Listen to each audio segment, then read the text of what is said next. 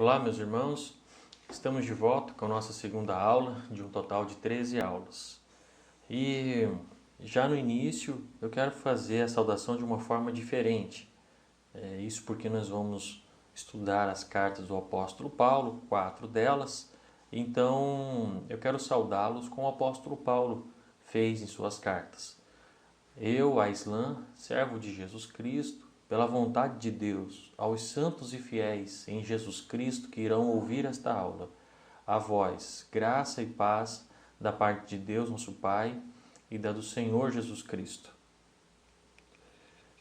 Então, eu quero dar as boas-vindas a todos, tanto os membros da segunda igreja, quanto aqueles que foram convidados a estarem ouvindo as aulas de nossa IBD. Sejam todos bem-vindos.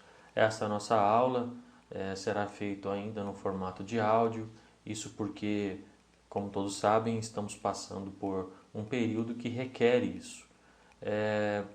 A saudade, ela realmente é muita, né, de não estarmos em nossa sala de aula, mas que o Senhor também nos ajude, nos enriqueça com esses assuntos que nós estamos estudando em nossa casa, no conforto de nosso lar.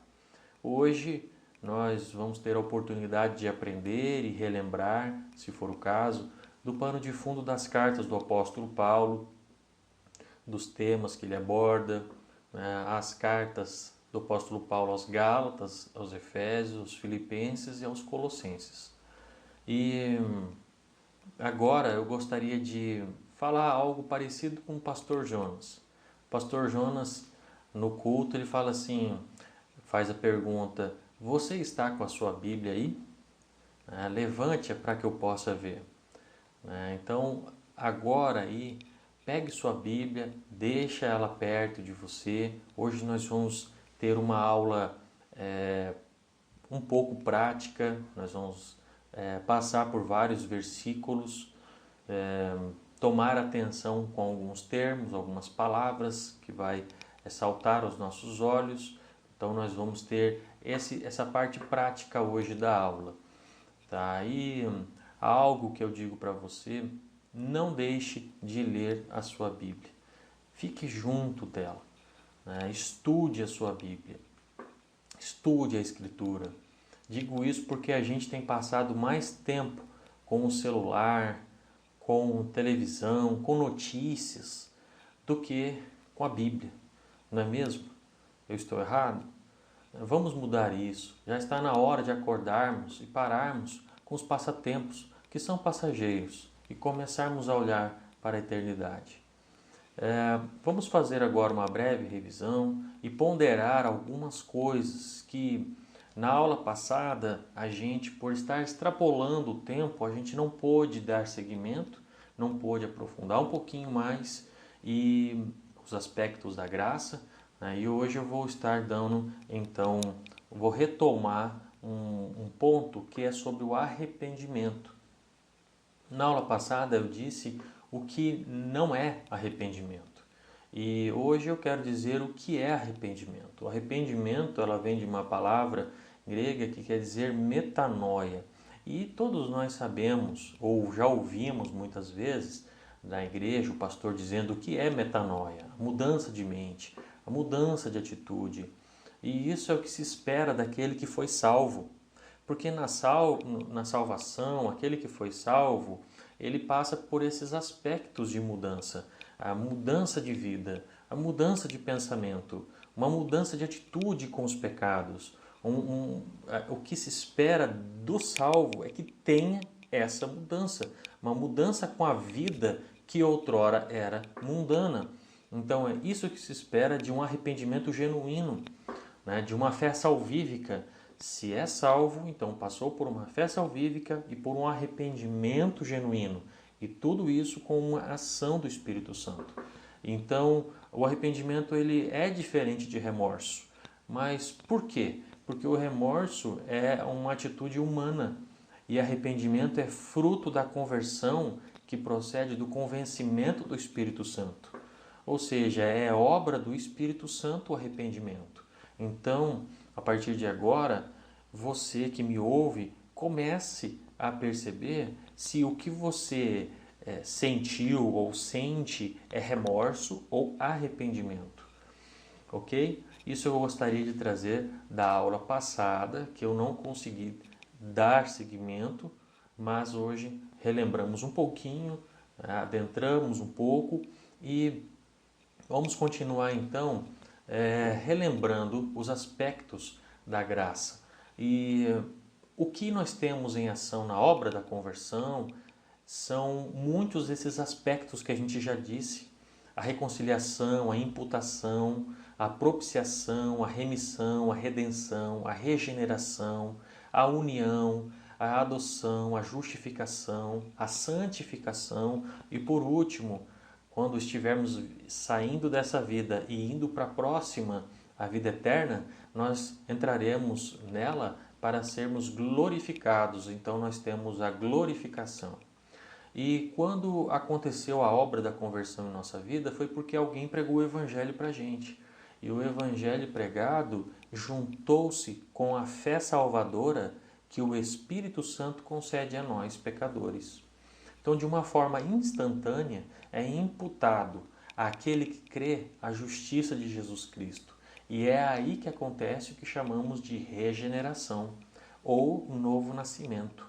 Talvez até hoje você não tenha parado para pensar, mas Jesus Cristo propiciou, Ele expiou os nossos pecados, fazendo com que nossos pecados fossem pagos, a justiça de Deus fosse satisfeita e obtivéssemos o perdão de Deus.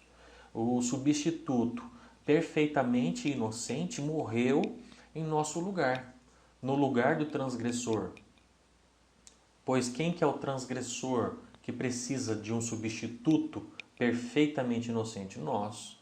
Então, esse substituto pagou o preço por nossos pecados e desviou a ira de Deus. Assim, o pecado foi punido, mas sem destruir o pecador. Isso é propiciação, é expiação. Tendo nossos pecados perdoados, fomos reconciliados com Deus. Ou seja, passamos de inimigos para amigos de Deus. Já não estamos mais debaixo da ira de Deus. Jesus Cristo, Ele remiu todos os nossos pecados. Os pecados pretéritos, presentes e futuros foram perdoados. Não foi somente apagado o pecado, mas também tirado a culpa. Quem nasce de novo peca mais do que gostaria.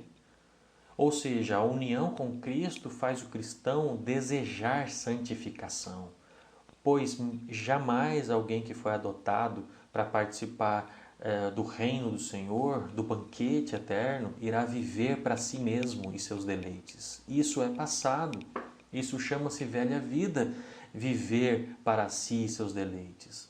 Agora, a comunhão do Espírito Santo em nós faz com que haja lembrança de que a morte sacrificial é a expressão máxima do amor de Deus. Dentro de nós existe a certeza de que para entrar no descanso eterno, na Nova Jerusalém, a gente vai vestir a justiça e os méritos de outro. Nós entraremos pelo favor de Jesus Cristo, pelos méritos de Cristo e não pelos nossos. Nós vestiremos a justiça e os méritos dele. Portanto, a glorificação, o último passo de nossa vida, saindo dessa vida, entrando para a eterna, é algo que acontecerá com todos aqueles que foram regenerados, aqueles que pecaram mais do que gostariam. Afinal, aquele que se santificou, pecou sem querer pecar.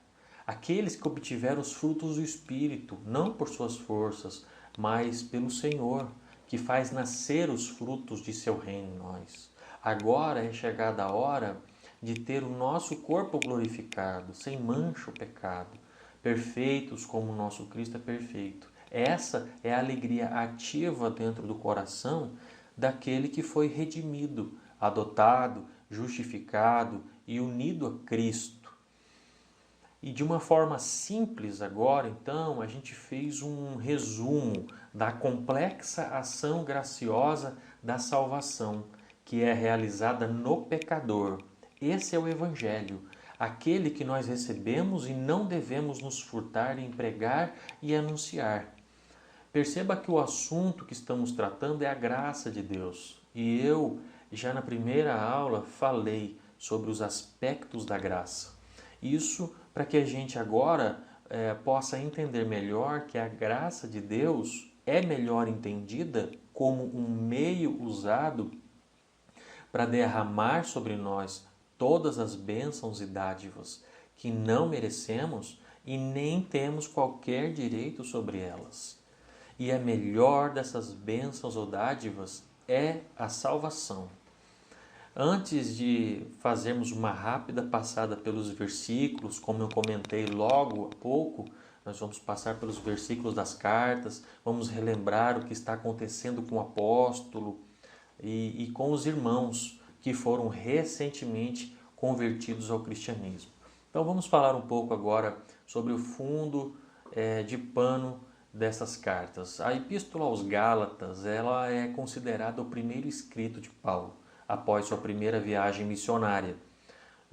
A fim de registro, isso está em Atos 13 e 14, que data provavelmente entre 46 e 47, e antes do Concílio de Jerusalém, que está em Atos 15, que foi por volta de 48.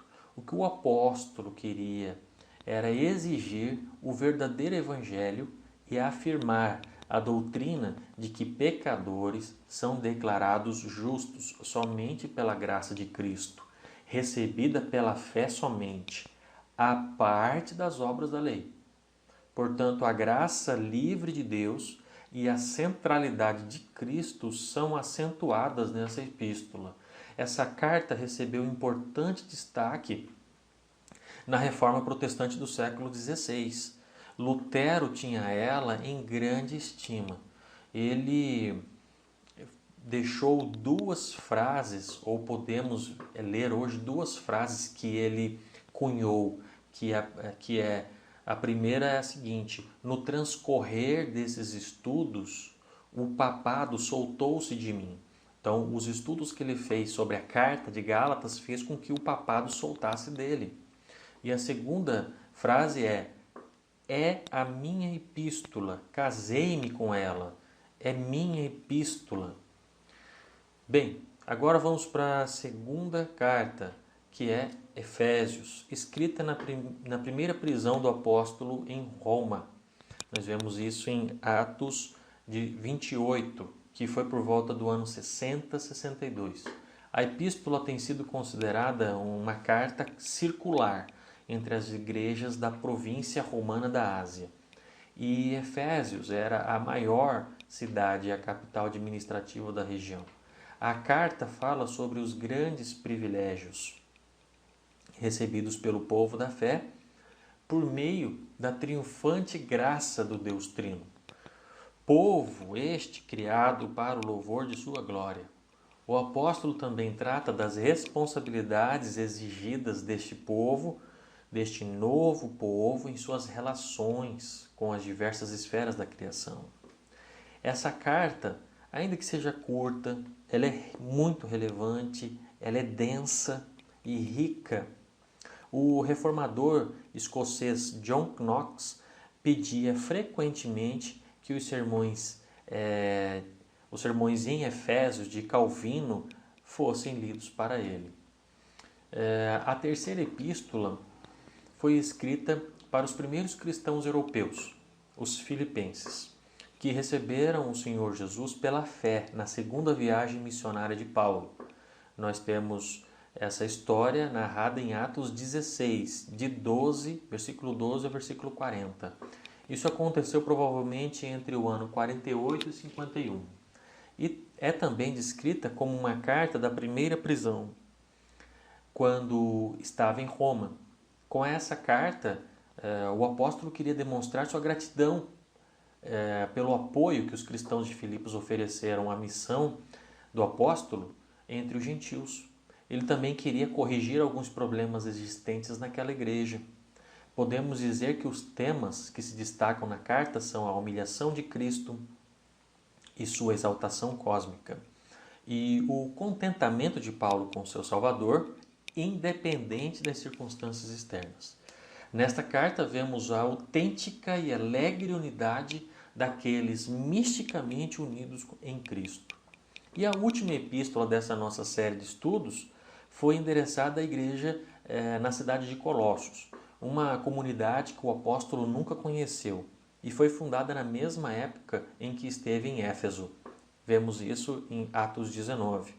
A carta foi escrita da prisão em Roma e aborda vários temas. Nela, o apóstolo alerta sobre heresias ascéticas e legalistas presentes lá na igreja, que diminuíam a glória do Salvador.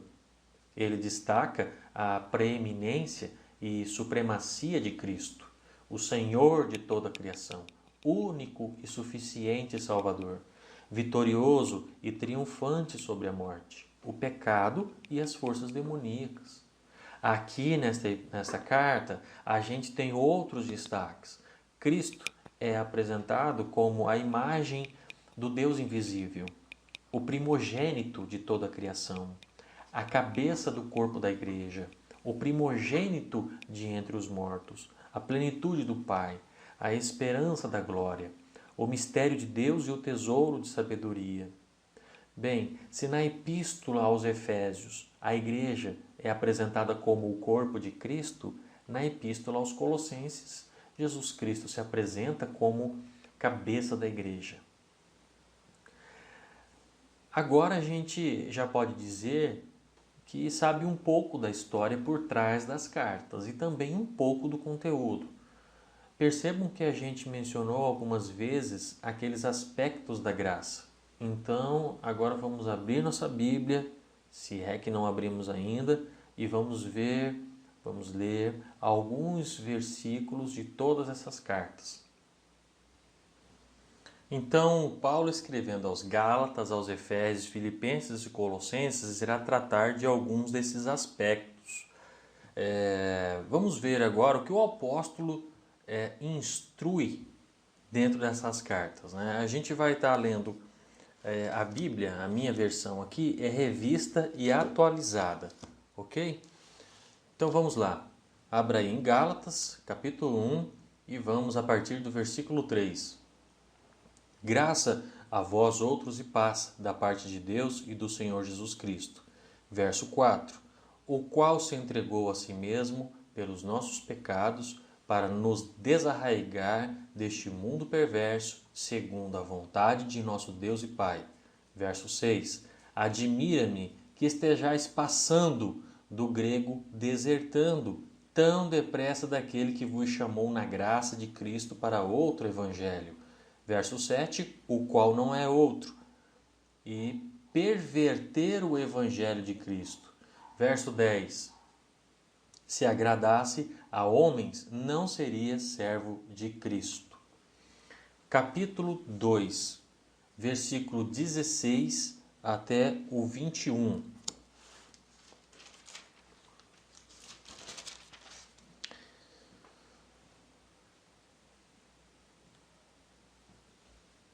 Sabendo, contudo, que o homem não é justificado por obras da lei, e sim mediante a fé em Cristo Jesus. Também temos crido em Cristo Jesus para que fôssemos justificados pela fé em Cristo e não por obras da lei. Pois, por obras da lei, ninguém será justificado. Mas, se procurando ser justificados em Cristo fomos nós mesmos também achados pecadores, dar-se-á o caso de ser Cristo ministro do pecado?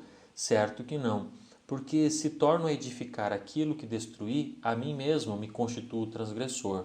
Porque eu, mediante a própria lei, morri para a lei, a fim de viver para Deus. Estou crucificado com Cristo. Logo, já não sou eu quem vive, mas Cristo vive em mim. E esse viver que agora tenho na carne, vivo pela fé no Filho de Deus, que me amou e a si mesmo se entregou por mim. Não anulo a graça de Deus, pois se a justiça é mediante a lei, segue-se que morreu Cristo em vão. Capítulo 3, verso 1, destaco aí insensatos e também fascinou. Versículo 3, insensatos, novamente é o que destaco. Versículo 8. A Escritura previu que Deus justificaria pela fé os gentios. Versículo 22. A Escritura encerrou todos sob o pecado, para que mediante a fé em Jesus Cristo fosse a promessa concedida aos que creem. Versículo 24. Conduzidos a Cristo, para que fôssemos justificados por fé. Versículo 27. Batizados em Cristo, de Cristo fostes, de Cristo vos revestistes. Versículo 4, capítulo 4, versículo 4. Capítulo 4, versículo 4. Plenitude do tempo, é o que destaco, e nascido sob a lei. Versículo 5. Resgatados de Satanás para serem adotados, ou seja, deixarem de serem filhos de Satanás para se tornarem filhos de Deus.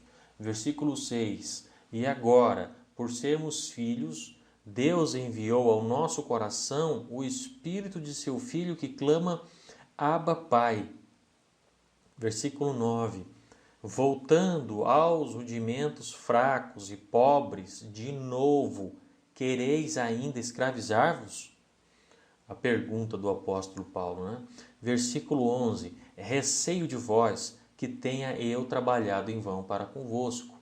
E versículo 19 e 20 do capítulo 4, lendo na íntegra, diz assim: Meus filhos, por quem de novo sofre as dores de parto, até ser Cristo formado em vós, pudera eu estar presente agora convosco e falar-vos em outro tom de voz, porque me vejo perplexo a vosso respeito. E versículo 31, destaco, filhos da livre, não da escrava. Capítulo 5, verso 1, firmes na liberdade com que Cristo nos libertou. Verso 7, quem vos impediu para que não obedeçais à verdade? Versículo 9, um pouco de fermento leveda toda a massa. Versículo 13, vós fostes chamados à liberdade, não useis da liberdade para viver na carne. E versículo 16 ao 26, aí vocês podem ler depois, pois não temos tempo hábil para ler todos. Agora vamos para o capítulo 6. Capítulo 6, versículo 1, surpreendido é o que eu destaco no versículo 1, é surpreendido, espírito de mansidão, olhando por ti mesmo e para que não sejas também tentado. Versículo 2, levando a carga uns dos outros, é o que destaco, e também lei de Cristo. Versículo 3, cuida ser alguma coisa. 4, prove cada um sua própria obra. 5, levará sua própria carga. 7, Deus não se deixa escarnecer. Versículo 8, porque o que semeia para a sua própria carne, da carne colherá corrupção, mas o que semeia para o Espírito, do Espírito colherá a vida eterna. Versículo 12, boa aparência na carne. 14, gloriar-me na cruz de Jesus Cristo, onde o mundo está crucificado para mim e eu para o mundo. Versículo 15, virtude é o que eu chamo a atenção. Nova criatura. Agora também chamo a atenção para as obras da carne não tem virtude alguma. A virtude está em ser uma nova criatura. Versículo 17, trago em meu corpo as marcas. E Gálatas então demonstra a graça necessária para guiá-los, fortalecê-los, estabelecê-los em seu caminho cristão. Dizendo isso para nós, hoje é guiar-nos, fortalecer-nos, estabelecer-nos em nosso caminho cristão.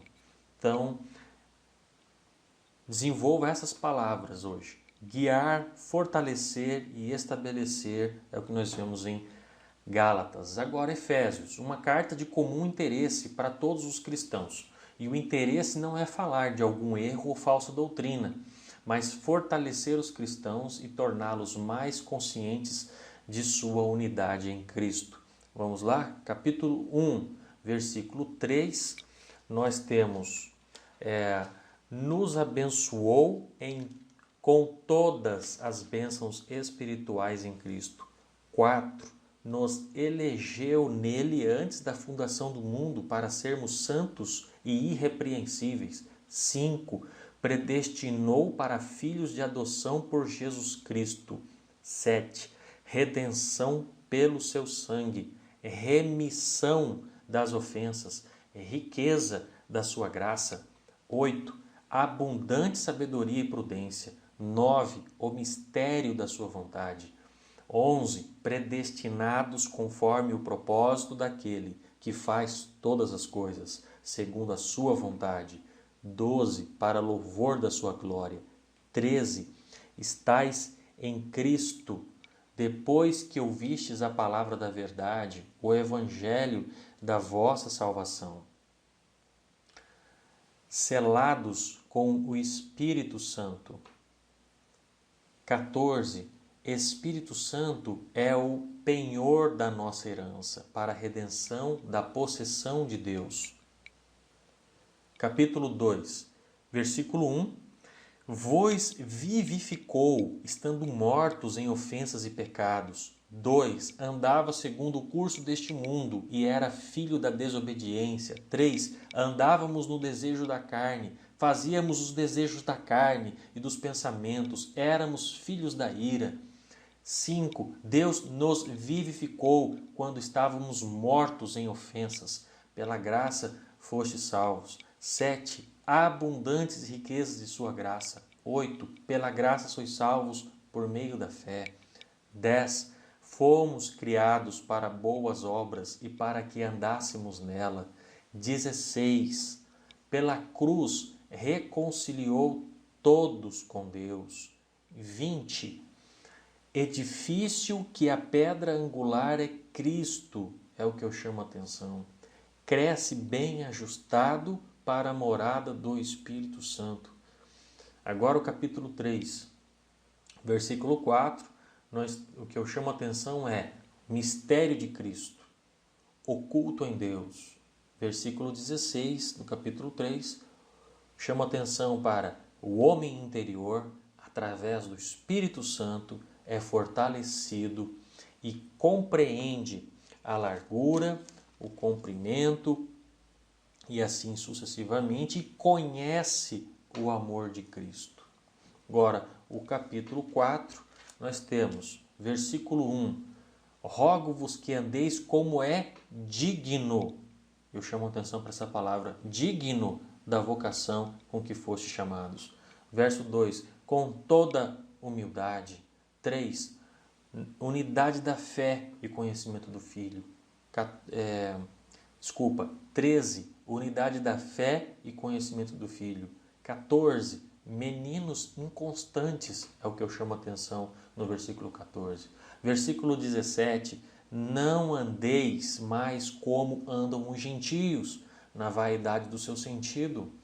Versículo 18 e 19, diz assim, vamos ler na íntegra.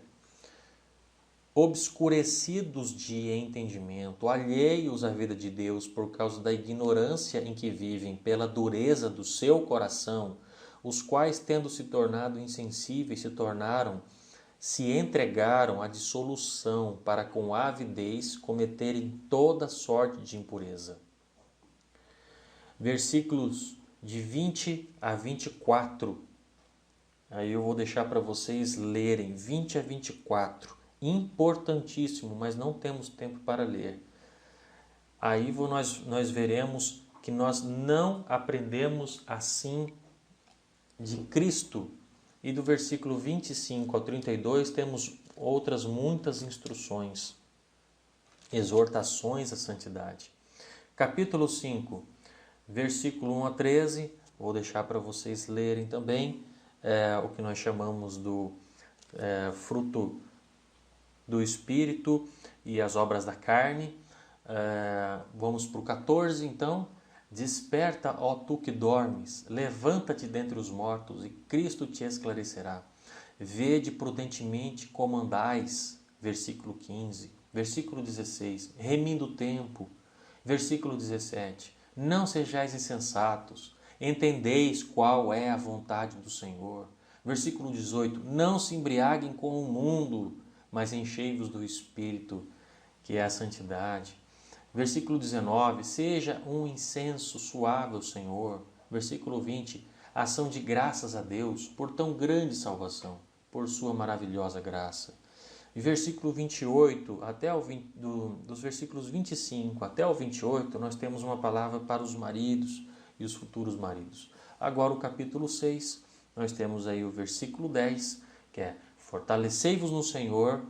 Versículo 11, revesti-vos de toda a armadura de Deus. Versículo 13, para resistir no dia mau e ficar firme. E versículo 18, orar o tempo todo.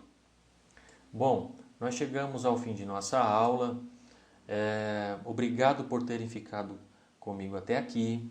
Deus abençoe a todos e até a nossa próxima aula, onde estudaremos o tema Precisamos da graça para sermos justificados. Ok?